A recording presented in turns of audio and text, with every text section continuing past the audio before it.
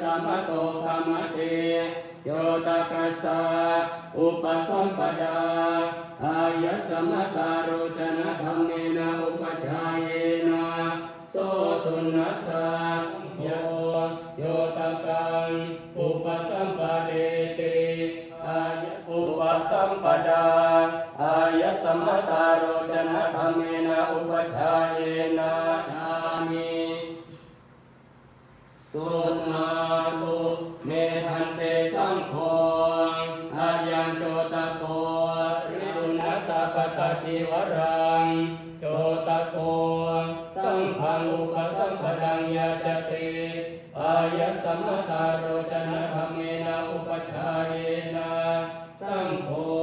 โยตกังอุปสัมปเดติอายะสัมมตาโรอายะสัมมตาโรจนะธรรมเมนะอุปชายเยนะโสตุนัสสะปะสัมปันโนสังเขนะ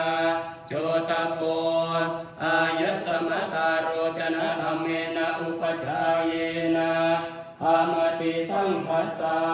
ตัสมาตุมิเอวเมตังทารยามิยอดแก้วอุปสัมบันภิกษุอนุสาสนั้นมี8ประการคือนิสัย4กับกรณียกิจ4เครื่องอยู่อาศัยของบรรพชิตเรียกว่านิสัยมี4ประการคือเที่ยวบรรพชิตพึงทำและสิ่งที่บรรพชิตทำไม่ได้เรียกว่าอกรณียกิจมี4ประการคือเสพเมถุน1ลักทรัพย์1ฆ่าสัตว์1อวดคุณพิเศษที่ไม่มีในตน1พึงตั้งใจฟังดังนี้อนุญญาสิโกภะตวะอุปสัมปะเดตวะจัตตารโรนิสเยจัตตาริจะอกรณียานิอาจิกิตุงสระกะมะตังปะกิกังอุโกสติกังปานิวะติกังลังสัตุโยอะติเรกลาโภโกมังกปาสิกังโภสยังกปะลังสะมังหังกังรุกขมุลเสนาสนังสะยะปะปะชาปะเตยะปะปะชาปะเตยะวัจจิลังสะโหกะระนิโยอะติเรกลาโภสปิโนวะสิวติอัสสมิโหติอัสสะยะปุติโยไสยะดาปินาอุปาดังวะปาดารหังวะอะติเรกะปาดังวะอะอินนังไดยะสังฆะตังอาริยติอัสสมโนโหติอัสสะยะปุติโยไสยะดาปินามะปันดุปลาโสบันธนาปมุตโตอะภโบหะริตตายะ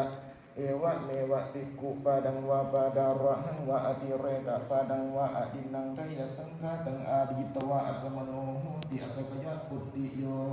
ทันเทยวะจิวังอะคะระนียัง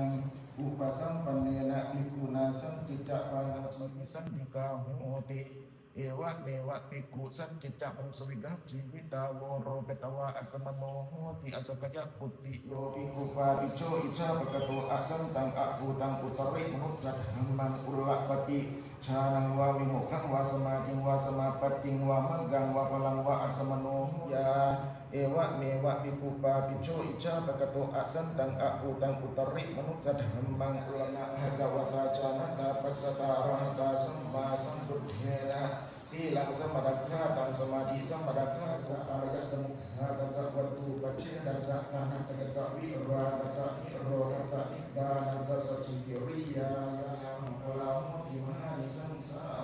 ปัญญาปริภาวิตังกิตังสัมมาเอวะอาสเวหิวิมุตตติไสยะทิดังกามัสสวะภวะสวะวิจาสวะตัสมาญะเตอิมัสสมุตถากะตะปเวทิเตนะมะวินะเยสัมมาสิกขาสิกิตปาตถาปมาเดนะสัมปะเดตัปปังพันเตนาราโตสุขิโตวิรุณโหพุทธศาสเนอาโรโกสุขิโตว